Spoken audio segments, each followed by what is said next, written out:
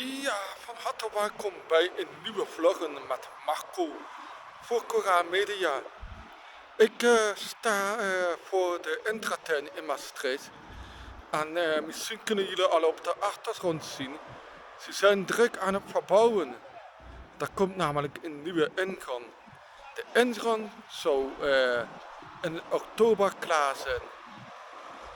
Kijk maar eens.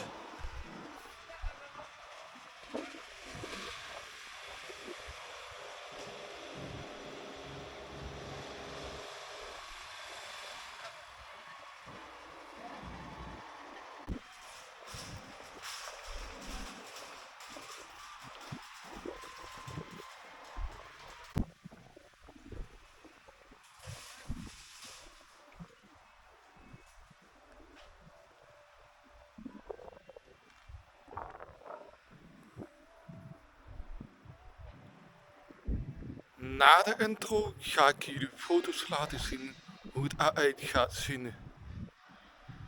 Tot na de intro.